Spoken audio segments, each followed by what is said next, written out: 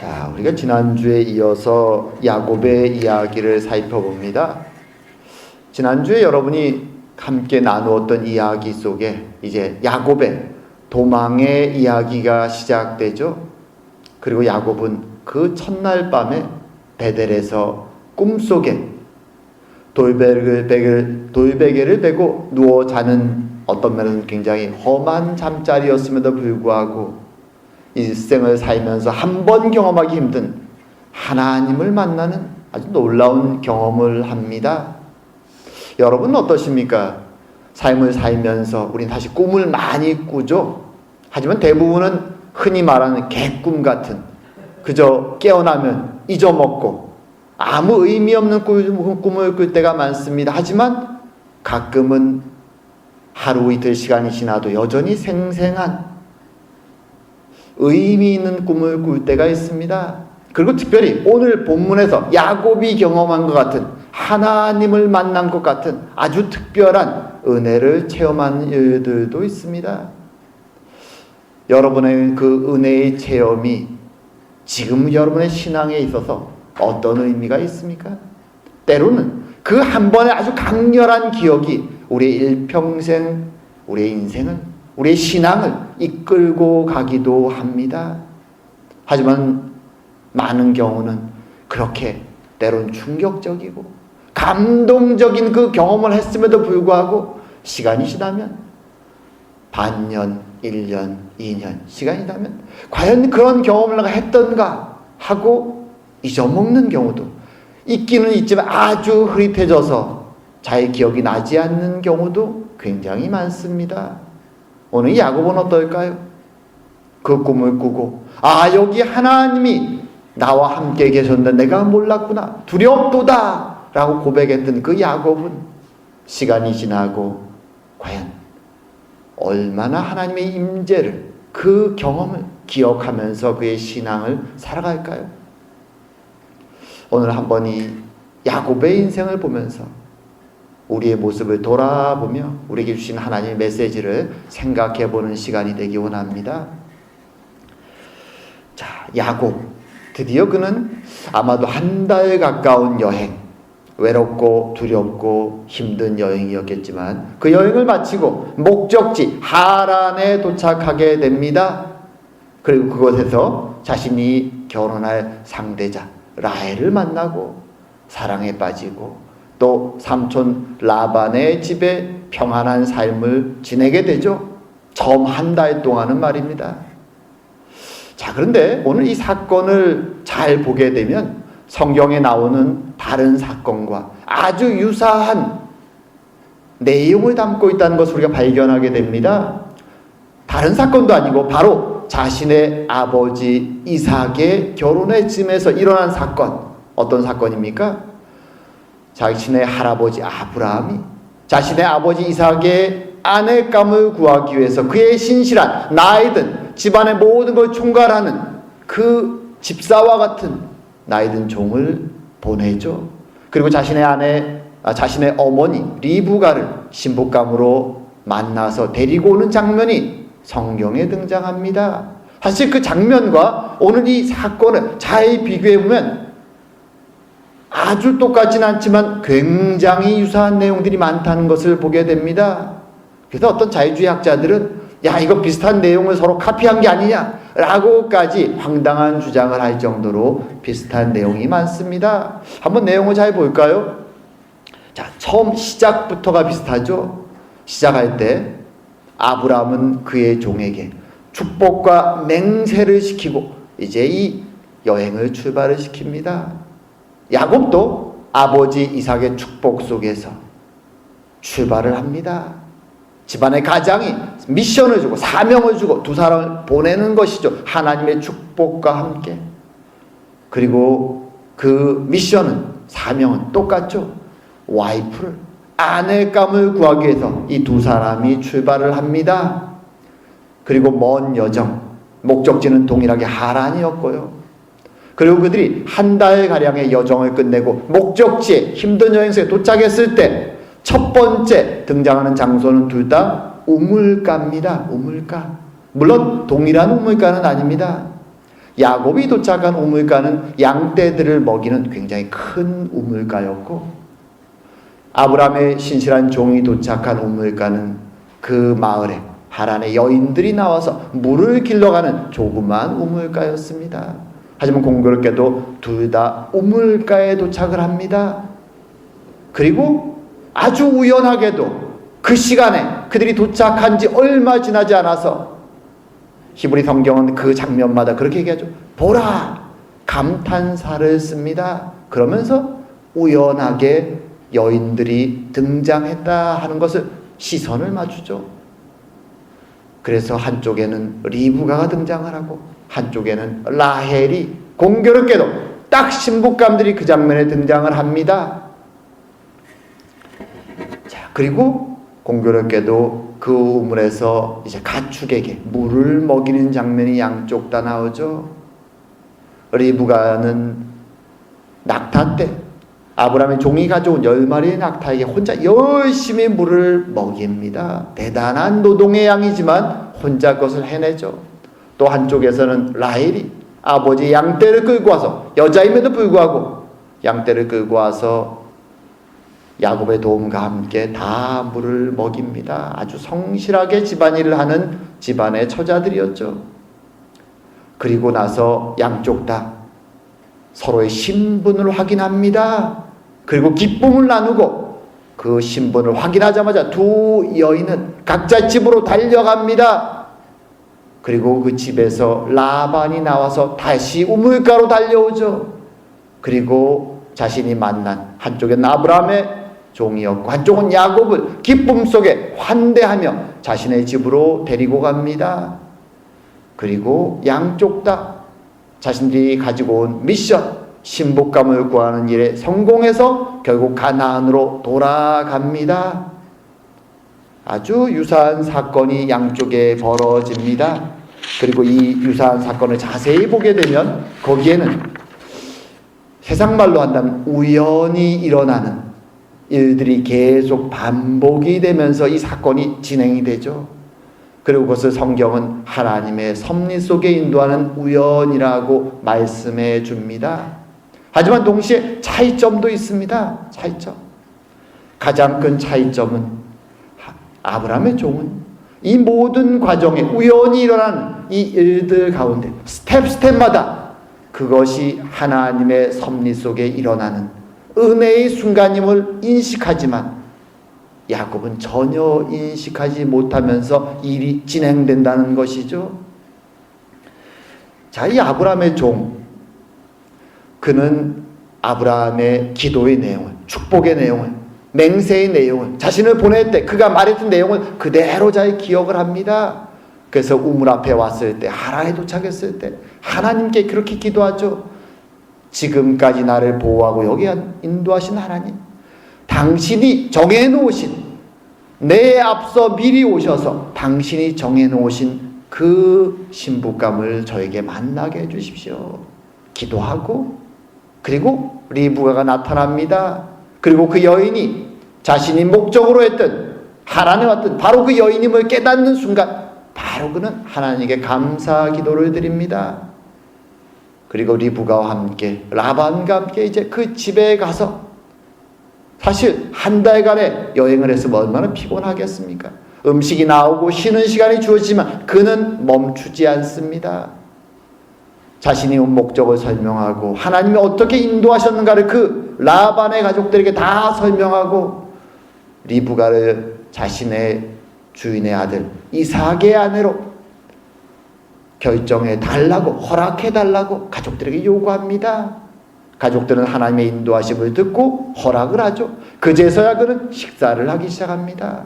그리고 하룻밤을 자고 일어나서 그는 아침에 바로 그 가족들에게 말하죠. 원래 전례대로 한다면 열흘 정도의 잔치를 벌리고 나서 그제서야 출발하는 게 상식적인 고대의 일이었지만 이 종은 바로 떠나겠다고 말합니다. 신부감과 함께. 왜냐하면 자신의 주인이, 아브라함이, 나이 든 그 주인이 지금 자신을 애타게 기다리고 있고, 또한 이 일은 개인의 일이 아니라 하나님이 앞서 일하시며 여기까지 인도하신 일이기에 나는 그 하나님을 바라볼 때 멈출 수 없다.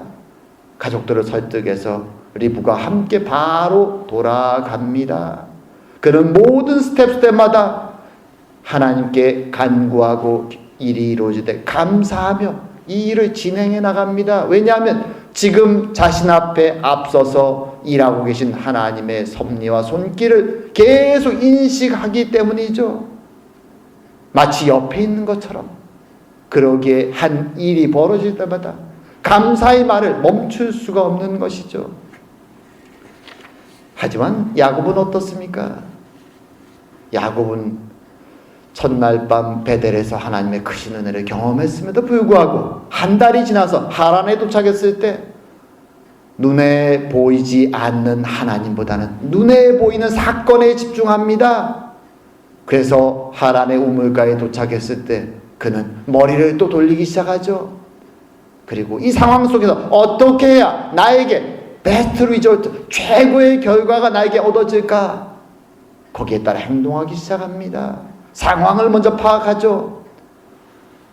그리고 자신이 최고의 호의와 호감을 사야 될 당사자 라헬이 나타나자 그 목동들의 관습을 깨고 자신이 직접 그 큰 돌을 옮겨서 물을 먹이는, 자신이 할 수 있는 최고의 호의를 라헬에게 베풉니다. 사실 이 하란 지역의 목자들은 이 큰 우물가에 뚜껑을 큰 돌을 덮어놨습니다. 동물들이 접근할 수 없고 외지인이 함부로 와서 물을 건들 수 없도록 큰 뚜껑을 덮어놓은 것입니다. 그래서 모든 목동떼들이 다 모였을 때 한 번에 여러 명이 힘껏 그 돌을 옮기고 같이 그 일을 하는 것이죠. 항상 머리 회전이 빠른 야곱은 그것을 보면서 게으르고 어리석은 생각이라고 생각하고 있었습니다. 그리고 라헬이 나타나자 보통 때의 그와 다른 행동을 하는 것이죠. 그가 고향에 있을 때 들의 사람, 힘을 쓰는 사람은 그의 형 에서였죠. 야곱은 텐트에 머무는 사람입니다. 물론 집이 목축업을 하니까 목축업이 어떤 것인지, 양떼를 돌보는 이 어떤 것인지는 잘 알고 있지만 그럼에도 불구하고 그는 그렇게 행동을 하는 사람이 아닙니다. 생각을 하고 머리를 쓰는 사람이죠. 그런데 라헬이 나타나자 마치 자신이 슈퍼맨이 된 것처럼 그 큰 돌을 혼자 옮기는 것이죠. 오버액션을 하는 것이죠. 왜냐하면 아름다운 자신의 사촌 여인에게 뭔가 임프레션을 강하게 줘야 되니까요. 그리고 호감을 주고 막 여인에게, 양떼에게 물을 먹이고 나서 그리고는 달려가서 키스하고 자신이 바로 사촌임을 울면서 부르짖습니다. 물론 마음속에 격함이 올라오겠죠. 한 달간 도망자처럼 외롭고 힘들게 걸어왔으니 그 감정이 올라오는 것도 사실이겠지만 지금 야곱은 더 감정을 올려서 라헬의 마음을 흔들고 감동을 주고 호감을 주기를 원하는 것이죠. 그리고 나서 라헬은 정말로 마음의 기쁨과 감동 속에 아버지의 집에 달려가서 아버지에게 말을 하게 됩니다. 그리고 라반이 나와서 그를 환대하고 그의 집에 와서 지금 한 달 동안 원래의 목적처럼 피난처를 얻어서 평안히 그 집에서 지내게 되는 것입니다. 동일한 목적으로 아주 유사한 두 가지 사건이 동시에 발생했지만 우리가 방금 살펴본 것처럼 두 사람에게는 공통점만 있는 것이 아니라 많은 차이점이 또한 존재합니다. 그리고 이 차이점을 곰곰이 보면 거기에는 우리에게 주시는 한 3가지 정도의 메시지가 있습니다. 자, 첫 번째로 하나님은 그가 선택한 그의 백성에 있어서 항상 섭리 속에 그들을 보호하시고 인도해 가신다라는 것입니다. 심지어 그 대상자가 하나님의 백성이 하나님을 의식하고 감사하는 자이든 아브라함의 종처럼 아니면 야곱처럼 하나님의 백성임에도 불구하고 하나님을 인식하지 못하고 눈에 보이는 세상의 지혜를 쫓아서 달려가는 사람이든 상관없이 하나님은 양쪽 사람 모두에게 하나님의 섭리 속에 은혜로 인도해 주신다라는 것입니다. 그것이 참으로 감사한 것이죠. 연약한 믿음의 우리가 이 사건을 바라보면서 참으로 하나님의 섭리와 인도하심 앞에서, 그 은혜 앞에서 고개를 떨굴 수밖에 없는 이유입니다. 마치 탕자의 비유에 나오는 그 아버지처럼 하나님은 방황하는 아들에 대해서도, 연약한 우리에 대해서도 항상 하나님의 사랑과 은혜로 바라보고 계시는 것입니다. 그것이 오늘 사건에서 우리가 기억해야 될 첫 번째 은혜의 메시지죠. 두 번째와 세 번째는 어떤 면에서 우리에게 주시는 하나님의 경고이기도 합니다. 야곱의 인생을 통해서 보여주는 것이죠. 앞으로 설교들 속에서 더 구체적으로 드러날 것이지만 오늘 그것을 대략적으로 두 가지가 있습니다. 두 번째로 볼 것은 이것이죠. 하나님의 섭리를 인식하고 살아가는 사람은 감사의 인생을 살지만, 하나님의 섭리를 인식하지 못하는 사람은 감사하지 못하고 살아간다는 것입니다. 아브라함의 종처럼 하나님이 지금 자신에 앞서서 일하고 계시고 준비하고 계신다는 것을 알 때 우리의 마음이 어떨까요? 내가 지금 수고하고 땀 흘리고 힘든 이 길을 걸어가는데 내 앞에 하나님이 나보다 한 발 앞서서 일하고 준비하고 계심을 알 때 우리는 감사하고 그분을 바라보면서 당연히 기도하게 되고, 때로는 유혹이 있을 때도 절제하게 되고, 하나님의 백성의 길을 걸어가게 됩니다.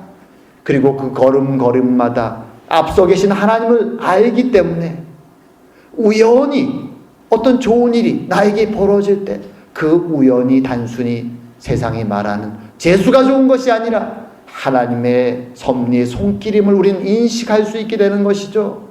우연한 일이 벌어질 때 하나님이 은혜를 주셨구나. 그래서 그 사람은 감사할 수 있습니다.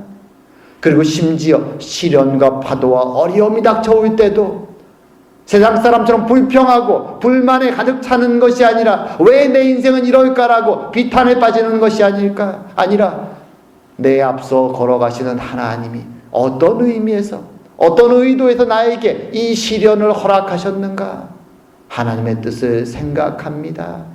그리고 그 어려움을 하나님의 은혜로 이겨냈을 때 하나님 주시는 메시지를 돌아보고 감사할 수 있게 되는 것이죠. 그런 시련 속에서도 말입니다. 그래서 사도 바울이 말한 것처럼 하나님의 섭리를 바라보는 사람은 믿음에서 믿음으로 자라가게 되는 것입니다. 저는 그 구절을 참 좋아합니다. 사도 바울이 로마서에서 말한 하나님 주신 믿음이라는 것은 믿음에서 믿음으로 성장해 나간다. 바로 성화를 말하는 것이죠. 하지만 하나님의 섭리를 깨닫지 못하는 사람은 감사가 입술에 없습니다. 그에게 우연히 벌어지는 일들을 바라보면서 그는 나는 운이 좋은 사람이구나, 아니면 내가 내 능력이 좋기에 이런 우연한 일들이 벌어진다고 스스로 자화자찬하면서 나아갑니다. 불행이 닥칠 때 그 사람은 세상 사람처럼 운이 없다고 불평합니다. 그리고 정말로 자신의 힘으로 해낼 수 없을 때 그제서야 무릎을 꿇고 하나님께 부르짖죠. 하지만 간신히 그것을 이겨내고 나면 다시 하나님의 은혜를 잊어먹습니다. 세상 사람처럼 또 달려갑니다. 그러기에 그의 입술에서는 감사의 말들이 잘 나오지 않습니다. 그리고 그의 신앙은 여전히 어린아이 같은 이기적인 신앙의 수준에 머물 수밖에 없는 것이죠. 필요할 때만 부모를 찾는 이기적인 자녀처럼 그렇게 항상 어린아이 같은 수준의 신앙에 머물러 있게 되는 것입니다. 그리고 세 번째로 오늘 본문에서 우리가 기억할 것은 이렇게 하나님의 섭리를 기억하면서 살아가는 삶의 모습은 하나님 보시기에 아름다운 것, 선한 것이지만 하나님의 섭리를 깨닫지 못하고 살아가는 사람의 인생은 하나님 앞에서, 그리고 자신이 스스로 돌아볼 때에도 그것은 고통스러운, 상처가 많이 남는 삶이라는 것입니다. 오늘 아브라함의 종은 항상 매 순간마다 하나님 자신 앞에 계신 앞서서 걸어가시는 하나님의 그 인도하심을 구했고 감사하며 자신의 모든 사명을 마칩니다. 그리고 그 일을 마쳤을 때 하나님 앞에 영광을 올리고 자신의 사명을 마무리합니다. 신앙의 길이 그렇죠. 세상적으로 볼 때 그의 삶이 성공적으로 보일 수도 있고 아니면 별로 성공적으로 보이지 않을 수도 있습니다. 하지만 그렇게 하나님의 섭리를 기억하면서 감사하며 절제하며 하나님의 은혜의 길을 기억하며 걸어가는 사람은 하나님 보시기에 하나님 마음에 합한 선한 인생을 살아가는 사람이 되는 것이죠. 성경은 그런 사람을 향해서 하나님은 토부라는 히브리어 단어를 사용하시죠. 선하다라는 말입니다. 사실 영어로 항상 우리가 굿이라는 단어를 남발하기 때문에 그 의미를 잘 놓칠 때가 많지만 그것은 하나님의 선하신 것이죠. 하나님은 히브리 성경에서 그런 사람을 향해서 하나님은 토부라고 표현을 하십니다. 하지만 반대의 모습이 있죠. 오늘 야곱의 모습이죠. 물론 세상적으로 볼 때 야곱은 자신이 그처럼 소유하고 싶었던 것을 그의 인생의 끝에 가면 다 소유합니다. 하지만 야곱은 자신의 인생을 돌아보면서 결코 토부, 선하고 좋았다라고 말하지 못합니다. 그가 인생의 끝에 요셉을 따라 이제 애굽 땅에 내려가죠. 그 이집트 땅에서 바로 앞에 갑니다. 그리고 바로가 당신의 나이가 어떻게 됩니까? 라고 물었을 때 그때 야곱의 나이가 130세가 됩니다. 그리고 그가 그렇게 말하죠. 130세이지만 나의 조상들에 비하면 그렇게 긴 인생은 아닙니다. 그리고 이 인생은 나의 인생은 참으로 험한 인생이었습니다. 보통 영어 성경에서는 hard, 어려웠다 또는 difficult라고도 표현되지만 히브리어 단어에서 실제로 야곱이 쓴 단어는 라라는 단어입니다. 이 뜻은 여러 가지 뉘앙스가 있는데 가장 기본적인 뜻은 영어로 말한다면 bad, 나쁘다 또는 악하다 이런 의미를 지니고 있습니다. 왜 세상적으로 부자가 되었고 12명의 자녀를 두고 4명의 아내를 두고 살아온 자신의 인생을 돌아보면서 왜 악했다. 그 악했다는 단어, 라는 단어는 재앙이었다라는 의미도 지니고 여러 가지 그런 부정적인 뉘앙스를 지니는 단어입니다. 왜 야곱은 자신의 인생을 그렇게 표현할까요? 자신이 그토록 움켜쥐고 싶었던 장자권도 소유했고 하나님의 축복의 약속의 상속자도 되었고 부유한 자가 되었는데 왜 그렇게 말할까요? 그것은 그가 이제 비로소 하나님 앞에 서서 자신의 모습을 바라볼 수 있게 되었기 때문입니다. 130의 노년의 나이에 말이죠. 우리가 아는 것처럼 야곱은 욕심이 많은 사람이었습니다.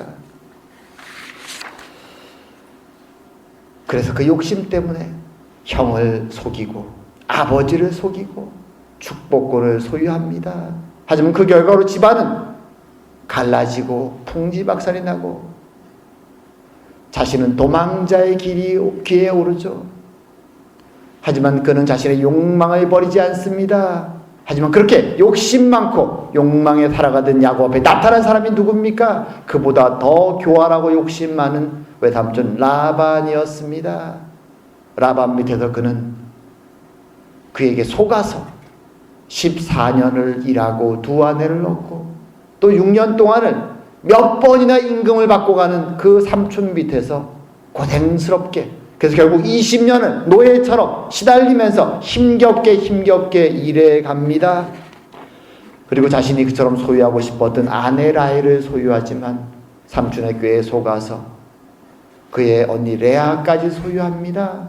하지만 그의 사랑은 오직 라헬에게 꽂혀 있었죠.